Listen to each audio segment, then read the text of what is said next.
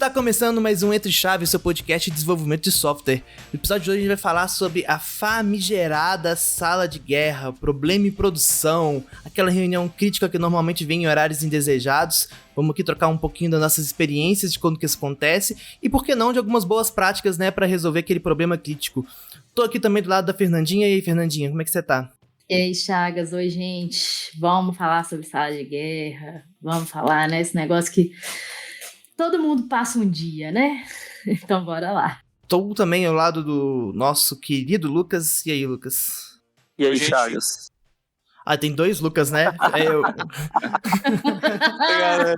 Você pode me chamar de champanhe, Chagas, eu deixo, vai ser mais fácil. Você deixa? Pra frente. Obrigado, então. Então estamos aqui também do lado do champanhe. Opa. E aí, Chagas, aí, galera? Não chegou meu dia ainda de participar da sala de guerra. Ah, mentira. Mas eu tenho certeza que esse dia vai chegar. A gente percebe que a pessoa é nova quando isso nunca aconteceu, né? Estamos aqui também com dois convidados especiais que, ao contrário do champanhe, não são tão novinhos assim. Talvez de idade, mas não de sala de guerra. Estamos aqui com o Naves, Gabriel Naves. E aí, Gabs? E aí, galera, obrigado aí pelo convite, que a conversa seja legal. Tiramos ele de uma sala de guerra para participar. Tiramos, inclusive. Exatamente. Isso não é uma piada, é real. É real, não é meme. E também aqui ao lado do Lucas, que não é o champanhe. Oi, gente. Prazer. Sou desenvolvedor aqui na DTI desde 2019 e espero contribuir um pouquinho aí com a experiência de sala de guerra. Muito bem, né? Então a gente sempre começa do ponto de partida, né? Explicar o que é uma sala de guerra. Já vou deixar aqui, ó, minha crítica, que eu detesto paródias não, referências militares, né? E sala de guerra, obviamente, é uma referência militar. Acho que poderia ter vários nomes melhores que sala de guerra, mas tudo bem. É o nome que pegou, né? O nerd de desenvolvimento, ele gosta tanto de RPG que qualquer coisa que faça alguma referência ali acaba pegando. Mas, né, o que é, no final das contas, a sala de guerra? Por que ela é convocada? Né? É um termo aí muito usado, mas acho que é bom a gente contextualizar a galera. Bom, assim, de todas as experiências que eu tive em sala de guerra, é quando tá com um problema muito crítico do software em produção. Então, né, provavelmente algum processo está parado mesmo, não tá, né, sei lá, exemplo, o usuário não consegue usar, não consegue abrir uma tela, não consegue abrir uma página, e isso de forma generalizada, né, também, não é só para um usuário, é todos os usuários, ou boa parte, e também, geralmente, envolve um espectro ali maior de interface de sistemas, de aplicações. Então, geralmente quando tem um problema muito crítico, e às vezes é só, tá muito bem definido ali, que é só o sistema de um time, né, que é dono, às vezes não é necessário uma sala de guerra, aquele próprio time consegue dar conta de chegar lá e entender, fazer o troubleshooting e resolver o problema. Mas quando tem uma interface muito grande, até pensando não só nos desenvolvedores, né, mas até ali, às vezes tem situações em que a infraestrutura é separada, assim, né, times específicos, especializados ali para cuidar da infraestrutura da companhia, eles acabam participando de redes, de segurança, enfim. Então quando está tendo um problema generalizado, que geralmente tem uma interface grande entre outras áreas, né, ou sistemas, e aí a causa raiz não está evidente, não é uma coisa muito óbvia, claro. E aí tá o pessoal todo lá, realmente, assim, uma sala, né, o pessoal todo mundo junto, em geral. No presencial tinha a sala física, no remoto tem uma chamada, que fica lá o pessoal das diversas áreas tentando entender qual que é a causa e resolver o problema, tá? Resolver, assim, contingenciar aquilo que está acontecendo, não precisa necessariamente resolver a causa raiz, assim, né, se for algo muito complicado. Se você quiser complementar aí, Naves. Gostaria de complementar que uma das principais chaves aí para dar certo é o que você falou de multidisciplinaridade. O time tem que ser de multidisciplinar. Você tem que as pessoas chaves têm que estar lá. Você conseguir encurtar caminhos, a conversa ser mais fluida e você conseguir tomar decisões mais rápido. Então, além disso, né, já deu para entender que a autonomia é uma palavra que está implícita, né? Sala de guerra sem autonomia não serve para nada. Então, além dos key people estarem lá, a gente precisa de autonomia.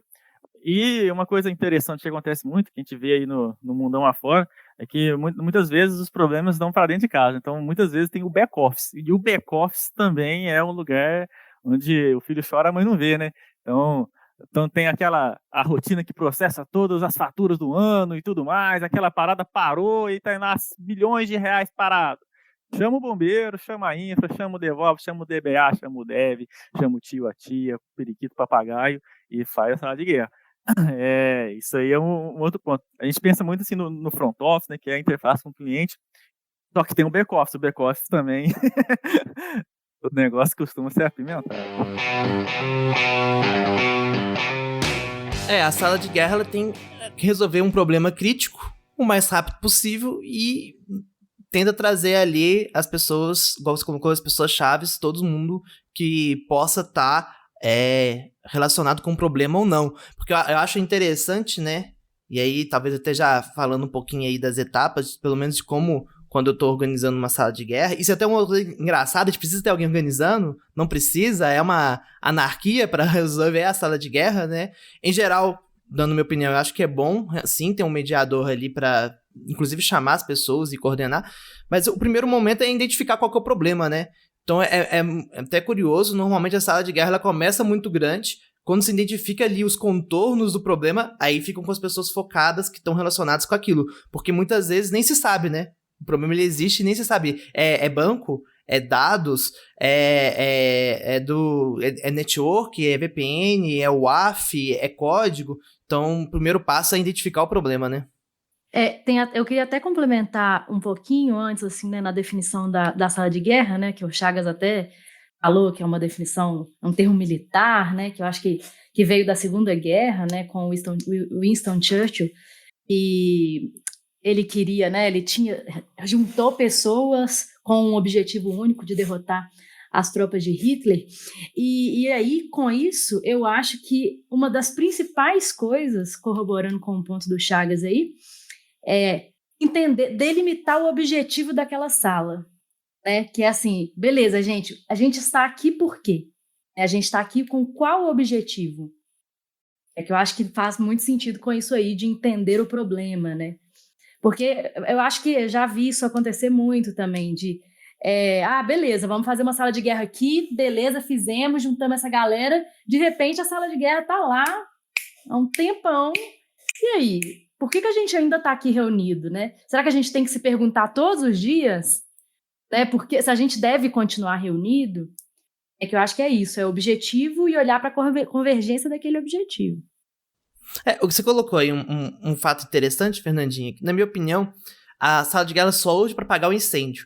Só que, às vezes, algumas pessoas percebem que as coisas estão fluindo tão bem dentro da sala de guerra que utilizam do mecanismo da sala de guerra para até desenvolver feature. Exatamente. Que querem continuar, né? E aí é muito engraçado, porque a sala de guerra, por que ela flui bem quando bem feita? Porque ela tá aplicando o DevOps em sua plenitude.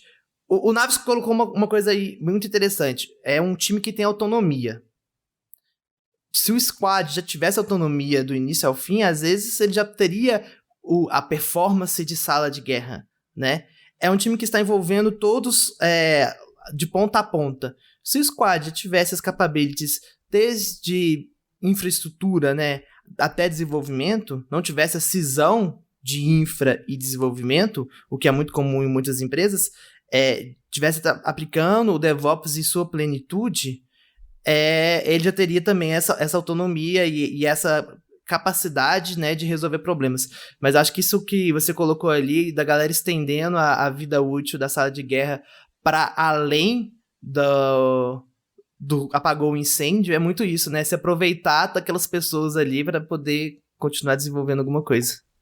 Eu acho que a autonomia, ela começa a ser quebrada desde o início. Quando você monta a sua empresa, você põe lá aquela área de DBA separada, a área de arquitetura separada, a área de rede separada, aí a lei de coins começa a te atacar, né? Assim, se a área de DBA está separada, você vai lá, seu time já está distante do banco de dados, você não consegue tomar decisão nenhuma, senão, às vezes você não tem acesso nem para criar uma coluna, você não consegue fazer nada, você não tem acesso a nada. Às vezes você não consegue nem, você nem sabe o que é.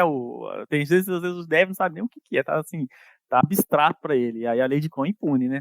E outra, sobre uma frase que deixou passou aí, eu não queria deixar passar, porque foi engraçado. Só que nem sempre tá essa questão da sala de guerra acabar rápido. Eu lembro uma vez que tinha uma grande empresa, com uma grande integração aí, era toda semana essa integração, e aí era sala de guerra semanal, que a gente falava. Toda X-feira aí era Tava marcada na agenda, né?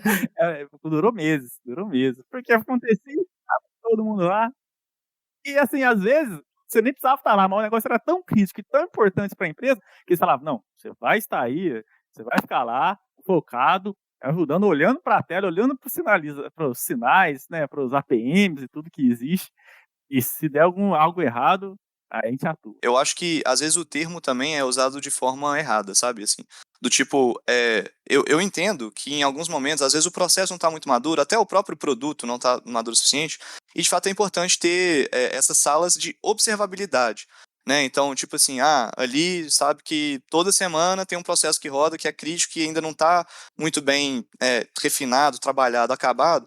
E aí monta-se uma sala de observabilidade, por exemplo, para o pessoal ficar olhando ali os indicadores da aplicação e não necessariamente ela tá tendo algum problema ali.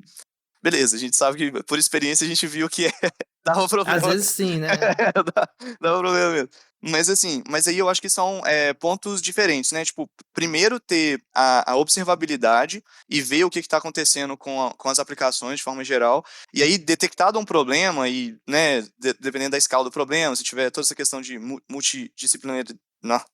multidisciplinaridade, aí a partir disso montar assim uma sala de guerra, né? Que aí é para resolver. Eu concordo com o Lucas. Às vezes a sala ela é muito mais uma força-tarefa de SRE, porque não existe um time dedicado para esse tipo de trabalho, do que, de fato, uma sala para resolver aquele problema crítico, né?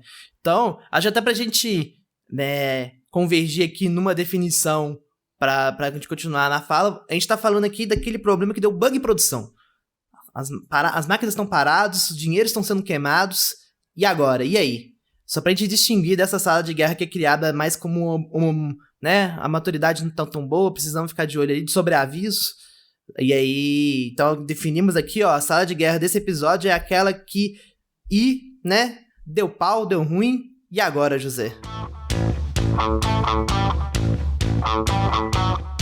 Eu queria contribuir aqui também com parte da minha experiência, que até com o que o Chagas falou agora de talvez não ter um time de SRE, né?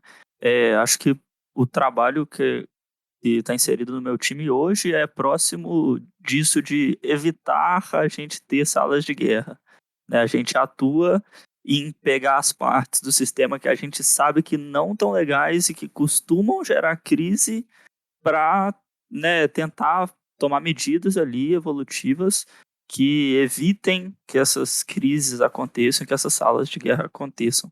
E aí, colocando até como pergunta aí, vocês acham que sala de guerra, quanto menos tiver, é bom ou vai acontecer de qualquer jeito? Mas eu acho que não são coisas excludentes, assim, né?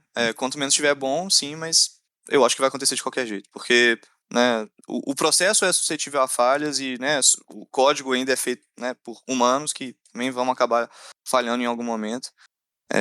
Então... A analogia com incêndio é muito boa, né? A gente Sim.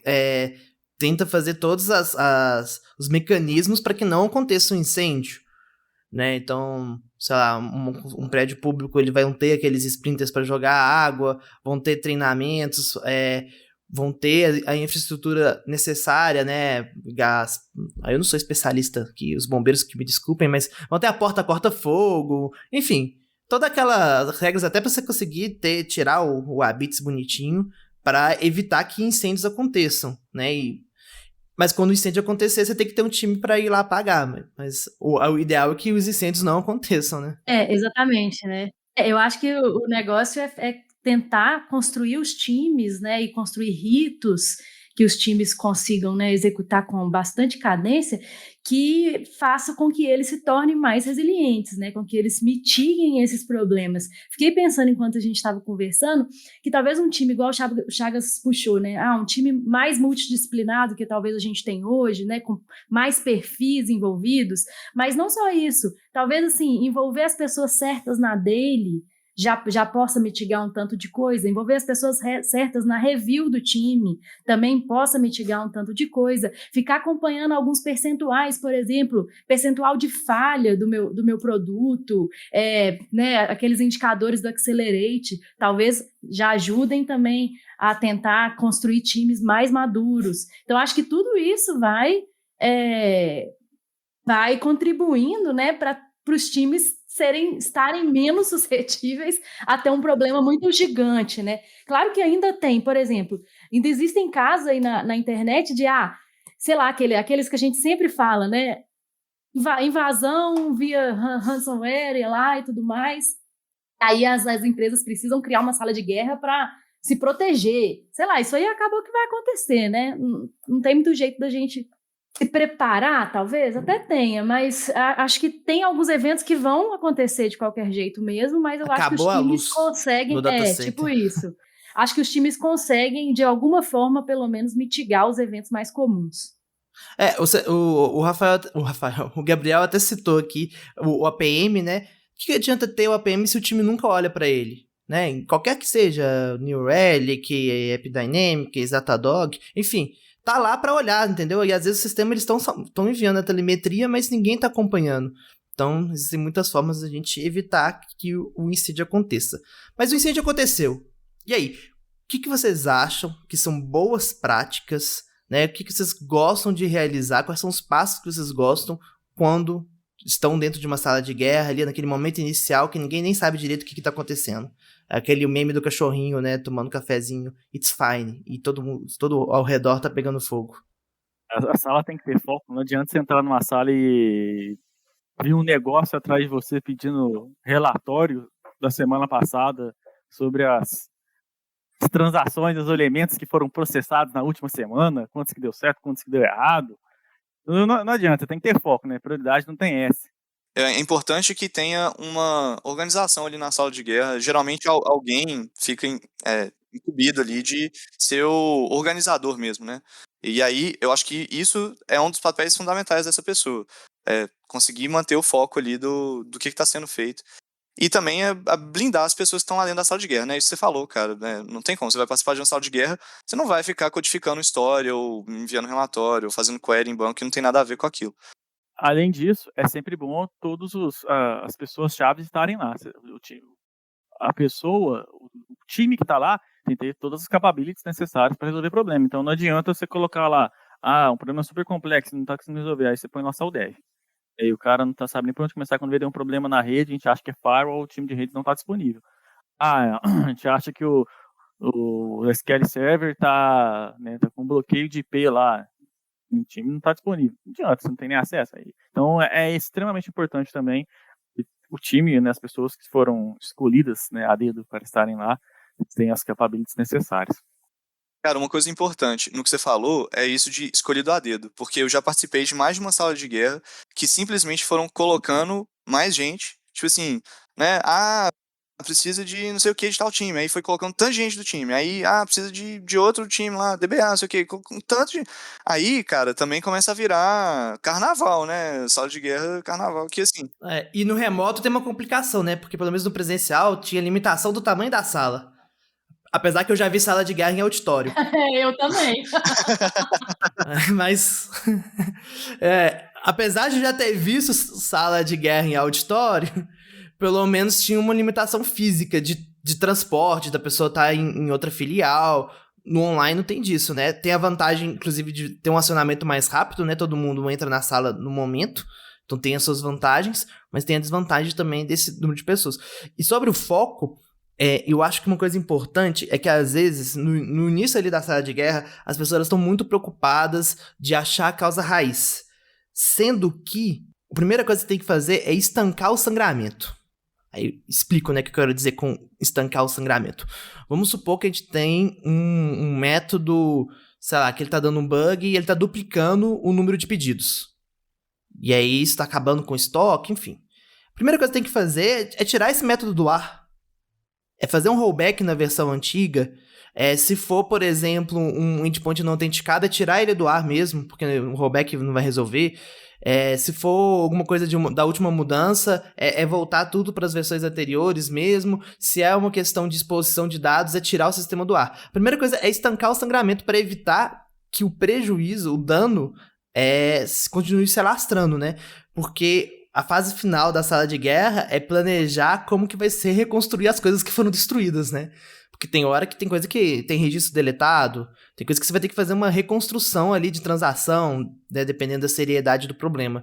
Então, para evitar que a fase final da sala de guerra seja muita dor de cabeça, você tem que evitar que continue sangrando. Tem que estancar mesmo ali a ferida, para aí sim tentar investigar. E às vezes a galera fica gastando muito tempo pensando no que foi no que não sei o que, uma discussões filosóficas de qual que seria a solução. Gente, enquanto isso o endpoint está aberto ali ainda, vocês estão doidos? Então a primeira coisa que tem que fazer é puxar o freio de mão, parem as máquinas, de verdade, não deixar rolando e desgringolando, porque as coisas podem ser pior, né? Exato. E aí, nisso eu acho que tem uma segunda questão, tem total a ver com a parte do foco ali, que é assim, também ter pessoas que conseguem focar naquele problema e pessoas que conseguem manter a calma para justamente tomar essas ações conscientes e não simplesmente ficar, tipo assim, às vezes até tentando se justificar, sabe? Tipo, não é o meu sistema, porque é muito fácil na sala de guerra também chegar um tanto de gente apontando o dedo, né? Natural, um momento de crise ali, conseguir ter essa gestão da crise, às vezes dependendo da criticidade, é difícil mesmo manter a calma, né, para tomar decisões que são difíceis, igual esses exemplos que você deu, Chagas, de desligar um endpoint. Às vezes já vi muitos casos de interromper, bloquear o usuário de banco, usuário de aplicação, de banco de dados, que a aplicação, né, vai ficar indisponível 100%, não vai fazer mais nada, aplicação crítica. Você falou duas coisas aí, Lucas, que são fundamentais. A primeira é: a sala de guerra não é momento de apontar dedo e achar culpados. Não é o momento. Até na hora de escrever o post-mortem, um post-mortem bem escrito não é um post-mortem que procura culpados. É um post-mortem que está querendo registrar ali, documentar, para que não se repita esse problema no futuro. E o segundo é o lado psicológico, né? Eu acho que não adianta nada a pessoa ter o skill técnico necessário, mas sob pressão desesperar, ficar nervosa, gritar com os outros, chorar. Sala de guerra, os ânimos ficam à flor da pele e tem que saber lidar. Por isso que eu acho que é tão importante ter alguém que está à frente ali como organizador e essa pessoa saiba manter a calma, né? Essa pessoa consiga segurar também a pressão, né? Para conseguir tomar umas boas decisões, porque às vezes as decisões vão ser difíceis, né? Igual você falou, às vezes vai ser, gente, vamos ter que tirar o sistema do ar. É isso, né? Esse negócio de manter a calma, pra mim, também é super importante. Acho que é uma das... E vai ter decisão que você não pode consultar 20 pessoas, consultar o Papa. Você vai ter que apertar o botão na mesa e assumir as responsabilidades. E às vezes foi errado apertar o botão, mas você vai ter que assumir a responsabilidade. Exatamente. É aquela decisão agora, né? Agora pronto. E o engraçado é que essa cultura de caça às bruxas, né, só dificulta a encontrar o problema, porque ninguém quer ser o dono do problema. Então as pessoas criam empecilhos, até inconscientemente, para conseguir chegar do outro lado. Porque a cultura é de achar um culpado, a cultura é punitiva e não educativa. Então é muito mais difícil nesses ambientes assim, você conseguir sair do outro lado. Temos um título para o episódio.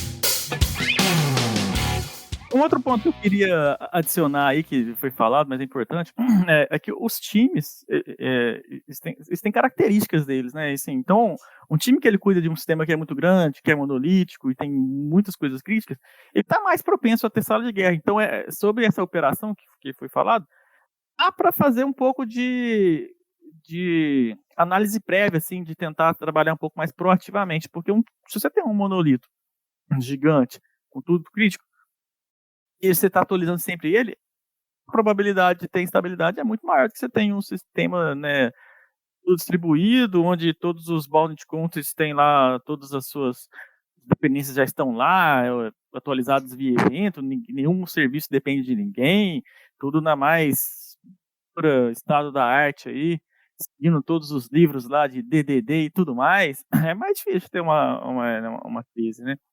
Então é possível ter proativo. Eu concordo 100% com isso aí, realmente, né? Assim, um sistema que funciona 24/7, né? Que realmente é um monolito, que tudo que você faz pode impactar tudo, basicamente, né? Não tem nada muito distribuído, com certeza tem muito mais chance de ter falha, né? E as falhas de se tornarem muito mais críticas, né? Principalmente quando envolve dinheiro, né? Aí, se não é tipo um sistema interno, né? Ou alguma coisa que realmente, assim, não, beleza, podemos deixar aqui um tempo sem funcionar. Mas se deixar ficar fora do ar significa perder dinheiro, aí, meu amigo. Só queria reforçar também a questão da observabilidade aí que foi falado, porque, né, um sistema que é mais observável, que quando tiver um problema é mais fácil de encontrar ele, de entender o que está acontecendo, né? Facilita muito na hora de ter uma situação dessa, né? Sem sombra de dúvida. Já teve muita sala de guerra que eu participei e que a primeira ação foi: a gente vai subir uma versão aqui com um Application Insights bem configurado, porque do jeito que tá aqui não dá pra extrair informação nenhuma. E aí é até engraçado, né? A área de negócio às vezes fica até feliz. Vocês já vão publicar a solução? Não, a gente tá publicando a versão pra gente conseguir enxergar o que tá acontecendo. Aproveitando o gancho então, né, a gente comentou muito aí do, né, tem que ter o psicológico, o início da sala de guerra, as pessoas certas, o foco, estancar o sangramento, e aí, enfim, começamos a investigação, né. E aí, quais são as boas práticas que vocês acreditam aí para uma boa investigação? Eu já queria trazer uma aqui que para mim é fundamental, que é abrir a prancheta. Se for no virtual, abre o SquareDraw. Se for no presencial, pega o quadro branco e desenha a solução para todo mundo visualizar o que está acontecendo. O que é mais que vocês acreditam aí que são boas práticas em salas de guerra remotas ou não? Essa aí foi a principal mesmo, hein? Você tem que construir o fluxo de ponta a ponta para você conseguir ver pelo menos qual etapa ali da saga que tá falhando, né? Acho que isso talvez seja o step one mesmo. Eu acho que com o desenho, e aí aliado a todas as ferramentas de observabilidade das aplicações, então, tanto de APM quanto logs, tá? Então, uma coisa muito importante dentro da aplicação é colocar logs bem descritivos também de pontos que são críticos do seu sistema. Então, sabe que vai fazer uma integração ali que é, né, um ponto de falha, está aumentando a quantidade de pontos de falha, que tenha uma boa visibilidade disso e começar a investigar essas partes, né? Principalmente onde tem as maiores interfaces, porque aquilo que a gente falou no início, né? Assim, talvez a maior dificuldade para começar uma boa sala de guerra é identificar onde está o problema. Então, se a gente consegue identificar rápido, e com isso a gente precisa das ferramentas, né, para tal, não só do pessoal, então, desenho aliado com todas as outras fontes de informação, eu acho que isso fazem uma boa sala de guerra. E, claro, assim, fazendo muito por exclusão, né? Então, a gente vai entendendo o que tá ok, o que não. Tem que usar muito a lógica, claro, né? Durante qualquer tipo de troubleshooting. E entender, porque numa sala de guerra é muito fácil de a gente estar naquele problema, quem veio primeiro, o ovo ou a galinha. Né? Tipo assim, tá tendo um problema de aumento de conexões do banco de dados que está fazendo aumentar o tempo de resposta das aplicações, e aí a gente não sabe se, na verdade, o problema está sendo o banco ou se o banco está sendo impactado por uma outra coisa que, no final das contas, isso foi só consequência. Então, eu acho que é conseguir olhar e ter o pessoal certo, né, de novo, né, acho que voltando, mas o pessoal certo olhando para as coisas certas, sem misturar muito as bolas, né, com o foco. Sobre o pessoal certo, uma coisa que eu não sei se é achismo meu, mas eu tenho um feeling de que quando você está tratando de monolito, aquela coisa que é antiga, aquele Java 0, .NET -3, que está lá em produção rodando, é bacana ter lá gente que tem conhecimento de fluxo. Gente de negócio, aquele dev mais antigo, aquele cara que sabe dos processos. Porque, comumente, você vai lá desenhar a prancheta e a prancheta está incompleta, porque tinha um fluxo lá na parte 3, depois que era acima e foi desenhado para o lado. Tinha bifurcações e o problema estava ali. O que você acha disso? Eu acho que faz total sentido, principalmente em sistemas que tem pouca documentação, né, que eu posso falar da minha experiência, assim, pouca documentação, então, infelizmente, acaba que o conhecimento é mesmo cabeça ali, experiência, e muitas vezes já participei também de estado de guerra que, assim, tinha PO, sabe, que às vezes tinha mais experiência do negócio para falar, tipo, ó, tem um pessoal técnico ali que às vezes vai conseguir estancar, né, fazendo alguma manobra no sistema, mas o PO que às vezes conseguia falar e entender um pouco melhor aonde, né, aonde no fluxo, né, assim, do processo em si, sem entrar muito na parte técnica que isso estava acontecendo. Então, é essencial. Tanto é que não adianta também, eu acho, assim, desculpa, vou reformular. É claro que adianta, mas se você tem um SRE que é mais experiente, mas às vezes não é tão, assim, não tem tanta técnica ali, tanto conhecimento, às vezes ele consegue ajudar mais por conhecimento de como que é o processo daquilo, do que um cara que é, né, super gabaritado e qualificado tecnicamente, mas que não conhece muito o produto do sistema nesses momentos, né? Claro que cada um com o seu papel. Uma outra coisa que eu acho que é uma ferramenta importante para boas salas de guerras, para garantir convergência e tudo mais, que também tem um pouco a ver com esses diagramas aí da solução, é deixar as coisas à vista. Eu acho que isso até ficou um pouco mais difícil no remoto, mas no físico, né, no ambiente físico, era muito fácil chegar numa sala de guerra e tá tudo à vista, né? Eu acho que isso era uma das coisas importantes, porque isso garante. Aquele tanto de post-it na parede, né? Exatamente, porque isso garante que está todo mundo entendendo o problema no mesmo ângulo, né? Isso garante que está todo mundo sabendo em qual status estamos, que está todo mundo sabendo, né, quais os resultados a gente está procurando.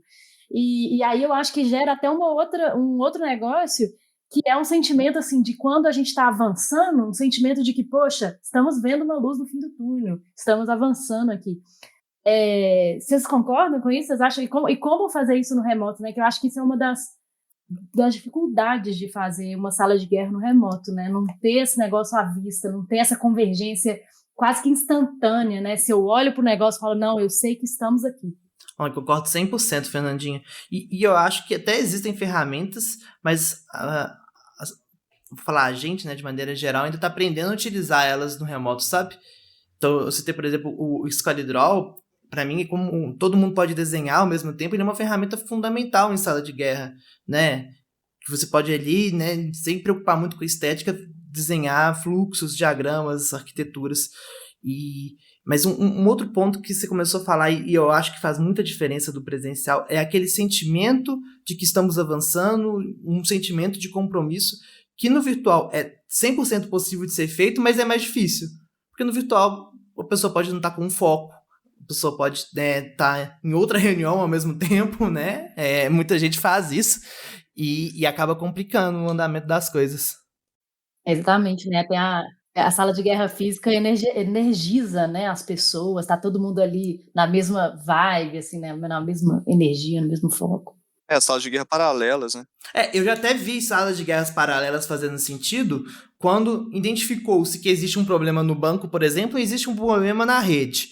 E aí ficou um grupo focado no banco, outro grupo na rede, mas depois sentava para convergir. Mas não é assim. São casos específicos que eu acho que dividir a sala faz sentido. Na prática, falando aí de salas de guerra remotas, coisas que eu acho que ajudam nessa... no fundo é a organização até, né, do trabalho ali. Geralmente tem uma pessoa que muitas vezes é justamente o organizador da sala de guerra, que compartilha a tela. Então, né, a gente às vezes está vendo, ou se não é o organizador, às vezes é algum técnico, algum desenvolvedor que às vezes tem um trabalho que está focalizado ali nele, ele compartilha a tela e vai mostrando meio que para todo mundo. E aí, o pessoal que consegue vai fazendo alguns comentários. Então isso eu acho que ajuda a juntar, né, meio que assim, tô compartilhando, então é como se a gente estivesse vendo a mesma coisa.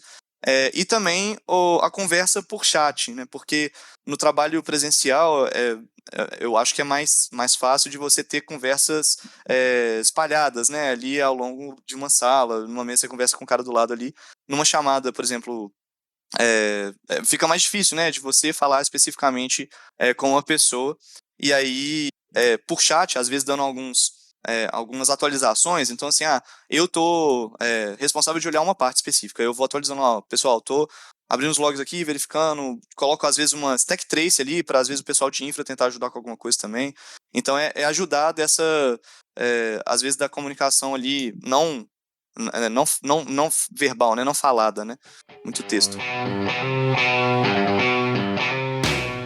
Sobre remoto e gestão à vista, eu acho que é usar as ferramentas que estão sendo, né, criadas aí agora. Existem, né, os antigos, como o Trello e aquelas coisas que a gente já tem uma visão um pouco compartilhada, mas essas ferramentas de desenho que você consegue desenhar todo mundo junto, tipo Miro, essas coisas assim, ajuda pra caramba pra poder poder trazer um pouquinho daquilo que o presencial tinha. Mas é difícil equiparar, sabe? Porque o foco tava lá, o presencial traz um foco que o remoto não tem como. A última sala de guerra que eu participei remota tinha duas formas, na verdade, 3 formas de se comunicar, né? A galera ficava no Discord aqui, tinha um chat no Teams e tinha uma chamada aberta, tipo, o tempo inteiro de trabalho. E aí o pessoal reclamava um pouco, principalmente na chamada aberta, porque era assim, ficavam os desenvolvedores lá, e de vez em quando algumas pessoas que estavam, né, no cliente, que estavam, né, com alguns problemas, entravam na chamada e falavam, eu tô com um problema XYZ. Aí, às vezes, os desenvolvedores que estavam resolvendo outros problemas desfocavam do problema para tentar entender, sabe assim, e aí virava um negócio que eu acho que não acontece tanto no físico, né? Porque aí no físico fala assim, beleza, vem cá, fulaninho, vamos conversar sobre isso. E aí acabou tirando o foco das pessoas, né? Eu acho que no remoto a gente tem um pouco dessa dificuldade, assim, beleza, então vamos abrir um chat, ou vamos abrir uma chamada nós dois pra gente conversar, em vez de falar nessa chamada aqui de todo mundo, mas ao mesmo tempo, se a gente abrir uma chamada nós dois, a gente pode perder também algumas informações, né? O grupo pode perder algumas informações que são importantes. Então, eu acho bem difícil isso, né? Mas o remoto tem uma vantagem incrível, que é você, em 1 minuto, aciona pessoas do mundo inteiro e elas instantaneamente podem entrar, né?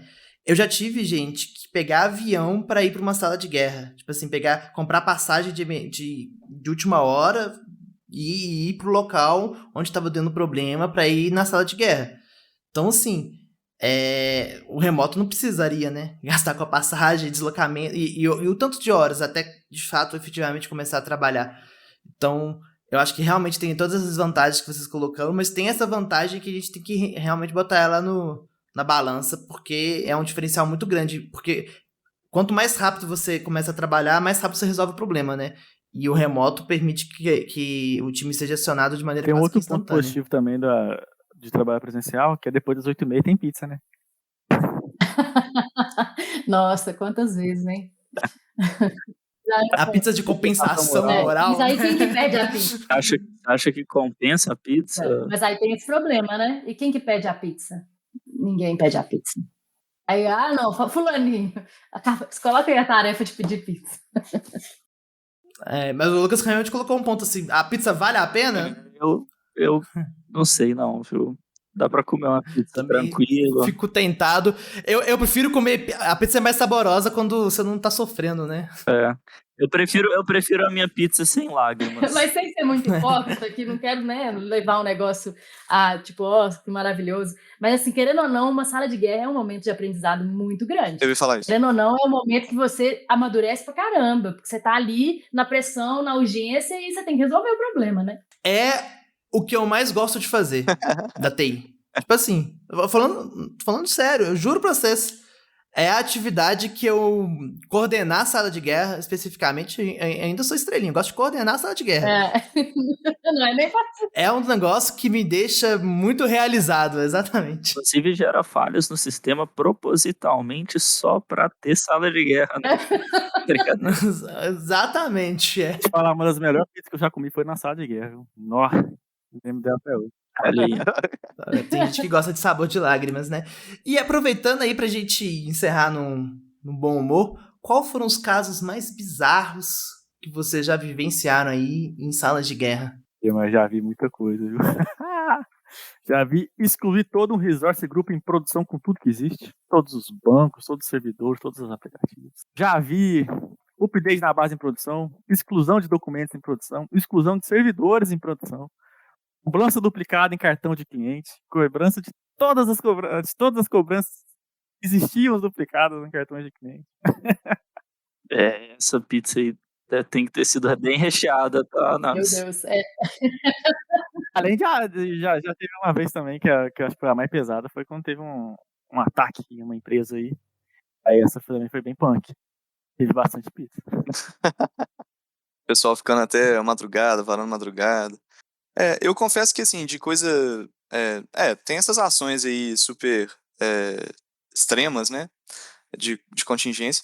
Mas eu acho que que eu considero bizarrice, assim, era mais na questão psicológica da coisa, sabe?